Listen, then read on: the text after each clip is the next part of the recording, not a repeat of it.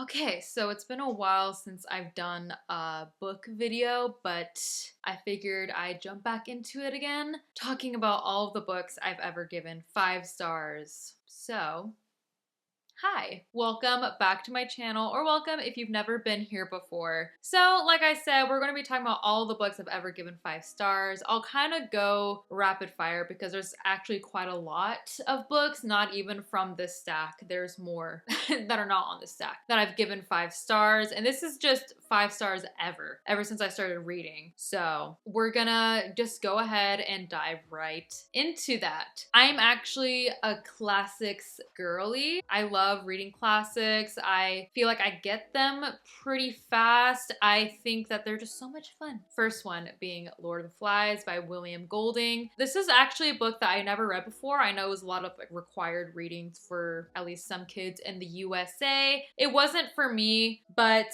I also just thought this cover was so cool and beautiful. Like the colors, amazing. But if you don't know what this is about, it's about a group of boys and their plane crashes on a deserted island, and that's basically it. It's just talking about the semantics of that, outcome of that, the roles that some of the boys take on, some leaders, some followers, and the shit that goes down when there's no rules and no adults, basically. So, classic book, we love to see it. Okay, so next is actually a memoir. I've given quite a few memoirs 5 stars. The first one being I'm Glad My Mom Died by Jeanette McCurdy. This is a fantastic book. Also, the cover is beautiful. The colors, everything, amazing, spectacular. We love it. But if you don't know who Jeanette McCurdy is, she is a child star from Nickelodeon. She was on iCarly and Sam and Cat. She played Sam Puckett, and it kind of just talks a little bit about that. A lot of it talks about her relationship with her mother and how toxic and abusive it was. And it was really eye-opening and a page turner. Like, I did not want to stop reading it. Not only was the story interesting, but how she wrote it, it really like put you in the story. It put you in her shoes because she kind of writes it from her perspective at that time. So when she talks about being a kid, she kind of writes it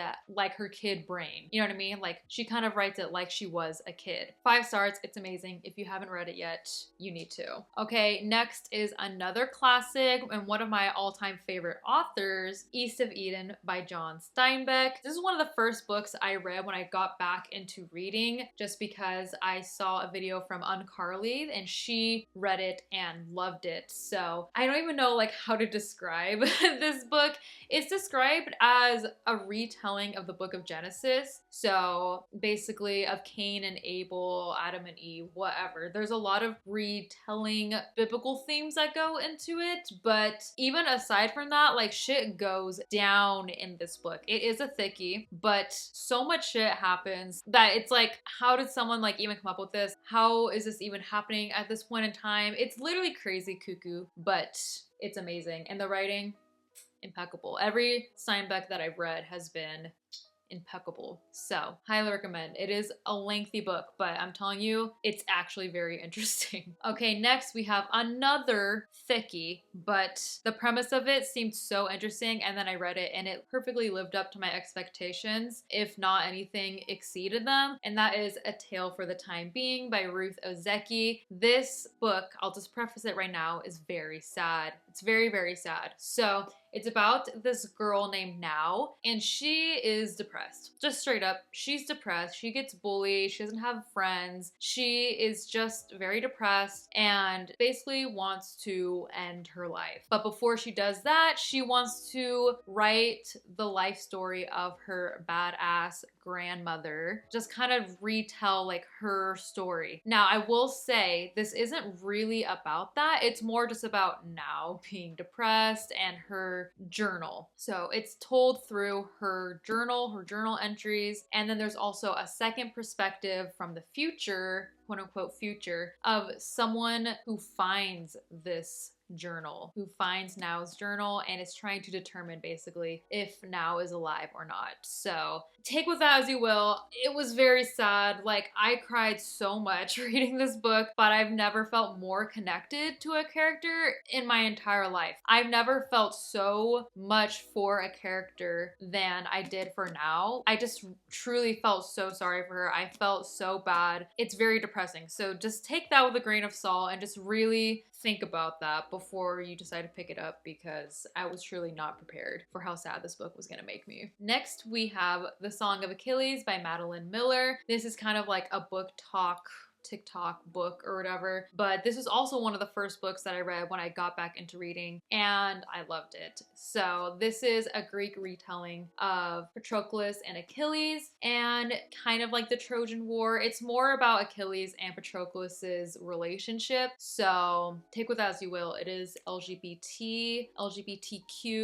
so might be perfect to read this in the summer if you have not read this. The setting for this is so amazing as well. I want to reread this and just highlight everything. Oh my gosh. It's like, do I want to be back in this world? Because it's also heartbreaking, but it's also beautiful at the same time. I don't know, but I highly recommend. It's very, very good. It's another one of those page turnery books. Next, we have another memoir, and this is Know My Name by Chanel Miller. If you don't know about Chanel Miller, she is the quote-unquote Jane Doe, Emily Doe, unnamed victim of the Brock Turner case from Stanford that happened. I think this is like 2018 or something. This was quite some time ago, but she wrote a memoir about that experience, about her assault, about the trial, about her life after. And this is another one of those books where I have to preface, very sad. It's very, very sad, but it's also empowering and beautiful at the same time. Chanel Miller can write a freaking book. Like, she can write so descriptive. Another one of those things where I was also listening to the audiobook with this as well, and part of me was like, I can't listen to the audiobook of this. It was so sad. So she really puts you in her shoes. So that's something to think about. Again,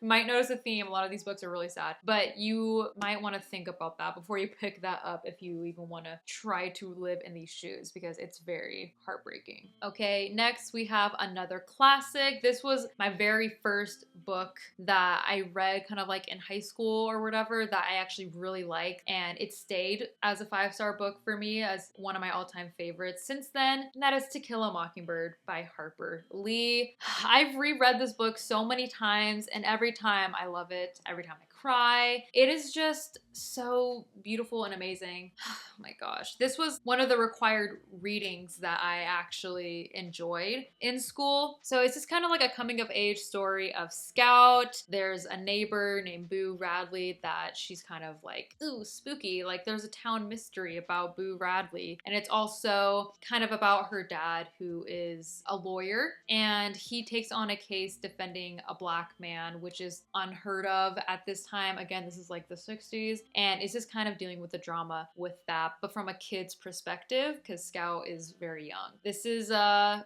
thinker, I will say. I love this book. 5 stars, obviously. Okay, next is kind of a recent book. I finished this last year, but it broke me. It really did. And that book is The Green Mile by Stephen King. Now, I've only read 3 Stephen King books all the way through, because it takes me so long, because I'll start a Stephen King book, I'll get like 100 pages in, and then I take like a 4-month break, and then I get back into it and I just plow right through it and I just finish it, right? So that was the case for this one. I don't even know what really compelled me to pick this up, because I think because I thought it was a horror. Stephen King, I don't know, I just thought like, okay, it's a horror book, and I was in the mood for horror, and I was reading it. I was like 100 pages in, and I was like, this does not seem like a horror book, and it's not.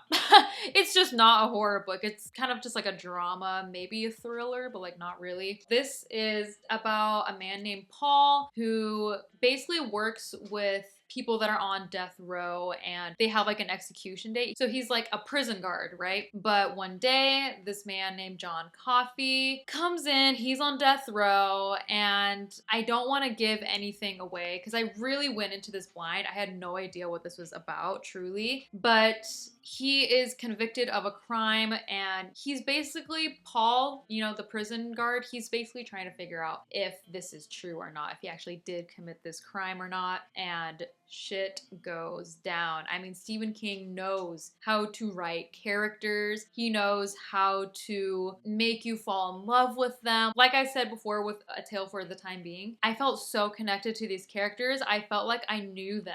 I felt like there were real people in my real life that I knew stuff about, that I saw every day, and that I was like, oh yeah, that's Paul from work, even though I was like, I don't work here, you know?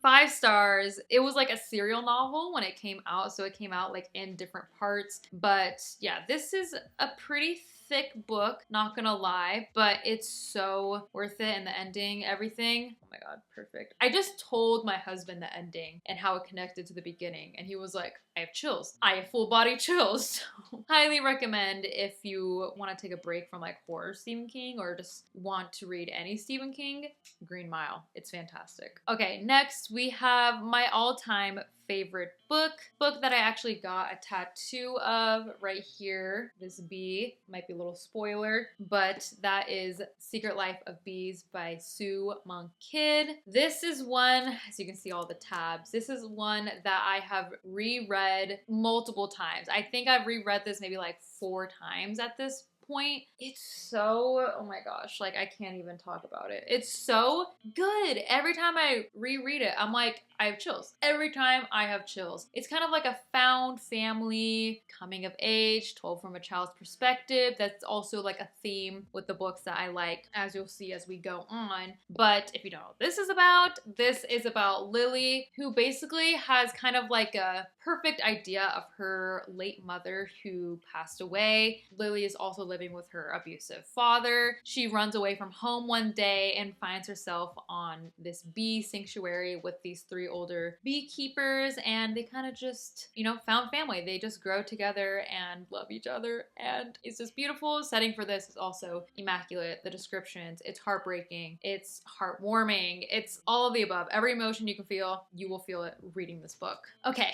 next we have another classic, and that is The Great Gatsby by F. Scott Fitzgerald. I don't know if there's much more I need to say about this. I feel like everybody knows at least the story with this, has at least read it, seen the movie, whichever way the wind blows for them. This is about Nick Carraway. This takes place during the Jazz Age in the 1920s. Nick Carraway moves next door to this kind of eloquent, elaborate, mysterious Jay Gatsby. He kind of finds himself enthralled with him, kind of finds himself entangled in his life and his drama. It's like rich people drama, honestly, but it's short, so it's very palpable, it's very digestible, and even though it's so short, there's still so much to dissect because there's so many themes, so many like wonderful things to look into when you're reading this. So if you've not read this, I highly recommend. It's very short. It's a great book to get back into reading, I would say. Okay, next is another book from a child's perspective,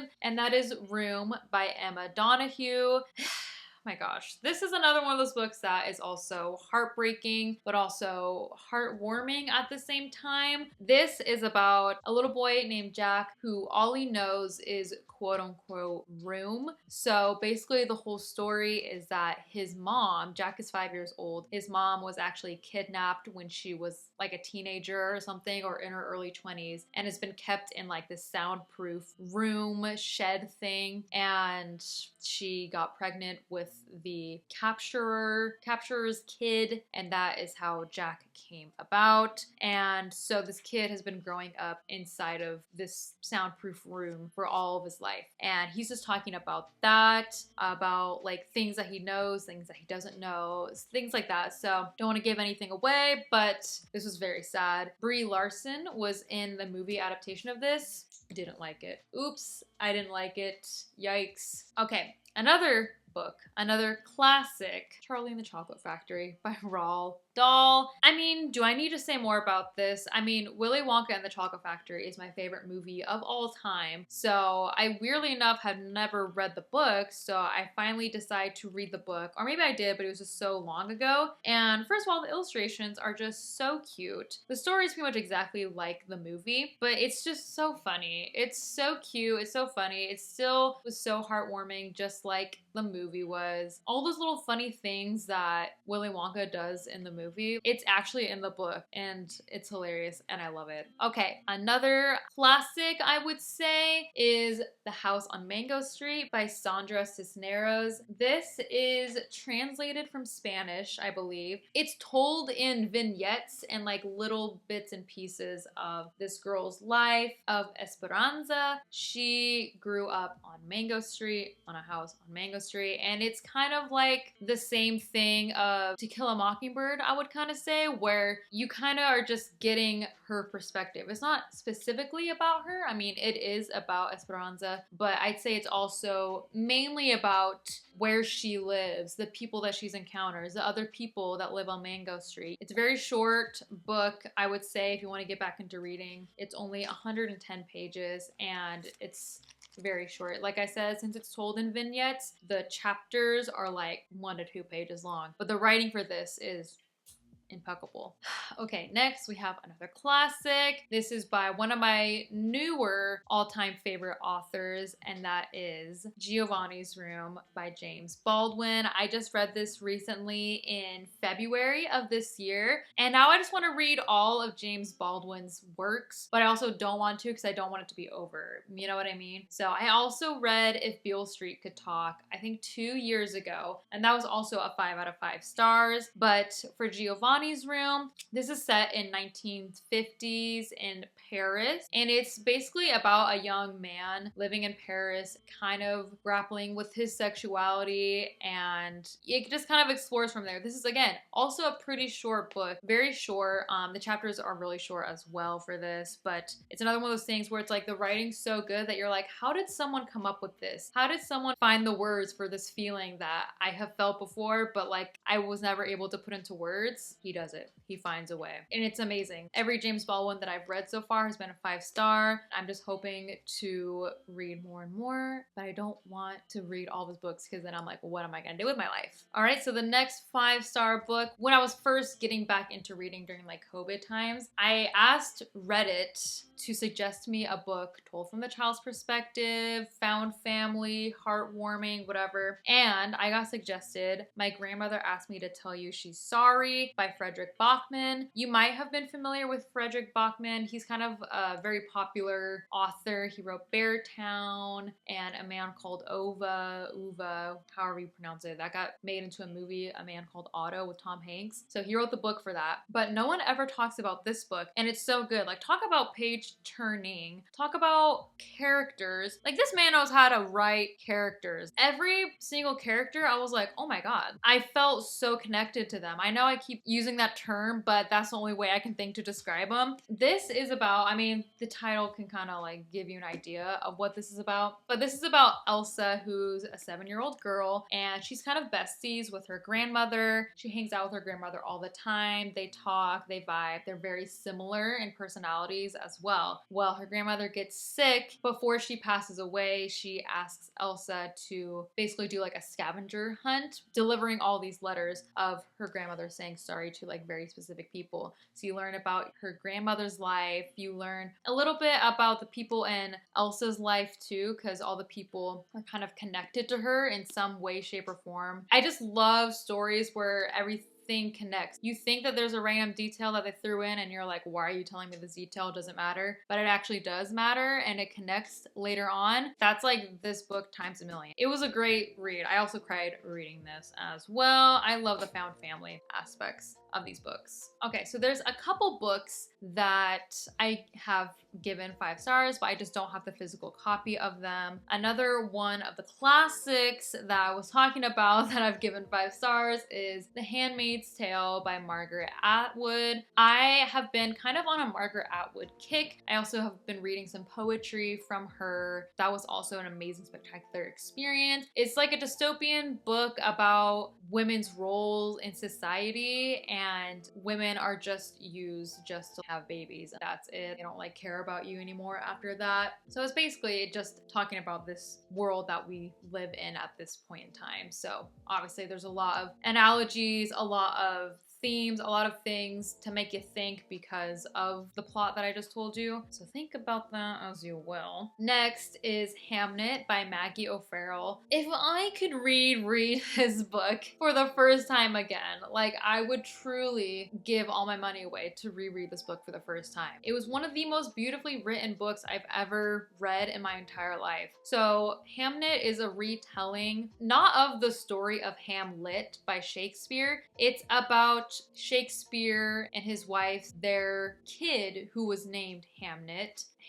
It's the same thing, right? So it's about their kid named Hamnet. It's just telling the story of their son. It's more about her relationship herself, like the wife's relationship with herself, with her husband who's always away, the great playwright, he's always away to London and doing shows and blah, blah, blah. And she never sees him anymore. His mind's always somewhere else. Basically just like what it's like dating a writer or whatever. Their son, Hamnet, passes away due to the bubonic plague, I think. So it just talks a little bit about that and her feelings with that, her gripes with that. I mean, it's not a spoiler because it's history, but that's what it's about. It's spectacular. It really is. Okay, so the next book is kind of another like book talk, popular book that got popularized, I think, on Book Talk, and that is Our Wives Under the Sea by Julia Armfield. This is also kind of a short book. It's kind of thriller-y, sci-fi-y, I'd say, but it's basically about this couple, and one of the wives is kind of like a marine biologist. She goes in a submarine to do some research and gets stuck there underwater in the submarine. Then there's also a different perspective, you know, the other wife, and it's present day. Her wife is rescued from the submarine and she starts to act a little different. There's some spooky things going on with her and she's trying to figure out what happened down when she was in the submarine, stuck in there. So like I said, kind of thrillery, also very beautiful because it really explores their relationship through this weird phenomenon that's been happening in the submarine. It's very layered, I guess I'll say. It's very layered, but it's very beautiful too. And every cover of this book is beautiful. Okay, next, I actually forgot that I do have the physical copy of this. It's another classic. It's actually a play, and it is Death of a Salesman by Arthur Miller. This was also something that I read in high school that was required reading, and I actually really enjoyed it then as well. I saw the movie or whatever short film, I guess you can kind of say, because it's a play that they did for this in my English class. But I love this. I really do. If you notice a theme, I do like depressing books, I guess. Pretty much every book I've been given 5 stars is depressing. So this is, again, I mean, the title might kind of give it away, but this is about a traveling salesman and he's just not happy with his life. This is one of those typical, I could have been somebody type of things, but the way it progresses is really interesting to me. I love seeing the progression of his depression. I mean, it sounds really morbid, but it is morbid. So it's just him talking about that, thinking about his life, his actions, all that jazz, and I think you can understand what happens given the title. Okay, so another book that I kind of found randomly. I was watching someone's YouTube channel and then I saw this in the back and I just liked the cover. So I was like, I'm gonna read that book. I'm gonna figure out what it is. I'm gonna read it. And I did. And it is called Just by Looking at Him by Ryan O'Connell. This one, I don't even really know how to describe it. This is a very short book. Even looking back on it, I'm surprised I gave it 5 stars. I'm like, really, 5 stars? But I'm sticking with it. I'm keeping it 5 stars. I kind of read this when I was in a reading slump, but this is about this couple. Basically, they're just not happy anymore. And it seems like there would be no reason for for them to be unhappy, at least for our main character to be unhappy in this relationship. It's secure, it's everything you would kind of want in a relationship. He's a nice guy, you know what I mean? They're well off with money, like everything seems to be going fine. It's kind of one of those things of exploring this guy's depression and just seeing like the progression of it, but for some reason he's still like wanting more. And I just really liked seeing that progression and just actually seeing him doing something to better himself. You can kind of see and understand their way of thinking. Like that's why he feels this way. That's why this and that or that.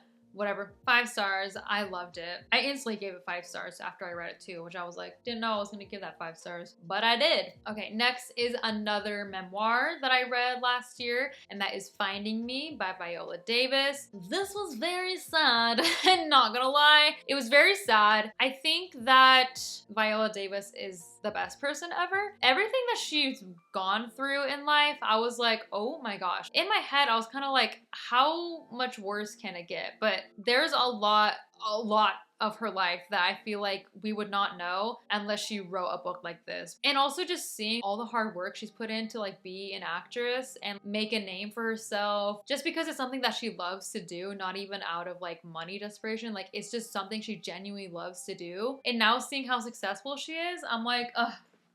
5 stars. So good. So good. I love her. Okay, so another book. I was contemplating giving it 5 stars or not, but I've just decided, yeah, I'm gonna give it 5 stars. Is another classic, The Bell Jar by Sylvia Plath. Like I said, you might be noticing a theme because this is also about someone that's depressed and it's exploring them and their depression, and that's basically all I can really tell you. It's about a girl. It's from a girl's perspective, so I don't know, maybe a little different, but it's from a girl's perspective. She's depressed. It's kind of the same thing where it's like, you would seem, why would she be depressed? There's so many good things going on in her life. But again, it just kind of explores how she got there, why she is the way that she is, how she thinks. And, you know, it's just written so eloquently and so beautifully put together that I'm like, I get it. I really do get it. So that was like a most recent 5 out of 5. Okay, so another 5 out of 5 star book that I forgot I had the physical copy of this is Salem's Lot by Stephen King. This was actually the first Stephen King that I ever read. And I read somewhere that this was a good place to start because it was like a good classic small town vampire story. And we just got to catch the vampire and kill him before he kills everybody else. That's basically what this whole story is about, but the way that everything connects in the end, I love that Stephen King does that. Everything connects perfectly in the end, and all of his chapters are very short. I'm like, thank you, sir. But this is also, again, another thickie. I listened to the audiobook mainly for this, and then I was kind of going back and forth of reading the physical book and listening to the audiobook. But the audiobook is great for this if you want to fly through it. That's how I was able to read this and fly through it, because it was kind of intimidating to read such a thick book. And like I said, I've given every Stephen King book that I've read 5 out of 5. And the most recent one, I just finished this in May, The Shining by Stephen King. I just finished it. I have this beautiful copy that I got off of eBay because I just love this cover and I love the used book smell of this. So there's so much more to this because I had already seen the movie. I wanted to read the book first before I saw the movie, but like I said, it takes me like half a year to read one Stephen King book, and that's how long it took me to read this. I started this in December and I just now finished it, and it's May. And if you don't know the story of The Shining, it's about this family, Jack Torrance, Wendy, and Danny. They all move into this hotel where Jack is basically the groundskeeper. He's the maintenance man. He's basically taken over and upkeeping this hotel while it's in its winter season. So they're kind of secluded in there. It's snowed in and they're just there to take care of the hotel, and they're there all throughout winter, so for a decent amount of time. But it is a classic haunted hotel story, and I just loved it. I love the book so much more than the movie. Don't get me wrong, I like the movie. Part of me felt pressured to give it a 10 out of 10. Looking back, I don't know if I would give it a 10 out of 10, but the book is so much better. One, I like the ending of the book more than the ending of the movie. I don't want to give any spoilers away. I did like so many other aspects of the book. You get so much more information in the book because I felt like in the movie, Jack's whole like grumpy drunk thing didn't really fly with me because I was like, like, I feel like there's more to this. Reading the book, there is a lot more to it. There's a lot more to all of it. There's so much more context that's so needed in the movie that's not in there, but it's in the book and it's so necessary. So if you've seen the movie and you love the movie, I recommend reading the book. It's way, way, way different, which is true because I was like, can I not read the book anymore because I watched the movie? And everyone that I talked to about it was like, it's a completely different story. It really is. You gotta read the book. You got to. But to conclude, those are all the books of recent that I've given 5 stars. If you have any other suggestions for books or anything like that, let me know. If you want a suggestion for a book, let me know. I'd be glad to make a video about that, giving you guys suggestions. If you have any more questions about that, I want to give a huge shout out to all of my patrons and especially to Mark Sylvester, James Cox, and Tragic Mike. Thank you so much, and make sure to go ahead and check out my Patreon if you haven't already. Link for my Patreon will be in the description below. If you have a favorite book or just something that you're reading currently or something that's kind of been on your TBR, something that you've been wanting to read for a while, please let me know. Like I said, I'd love to give some recommendations for you guys. So if that's something that you're interested in seeing, then leave a comment down below. I'll probably make a separate post for that as well. Thank you for coming along with me on this journey. And make sure to like, comment, subscribe, do all of that jazz. And as always, thanks for watching.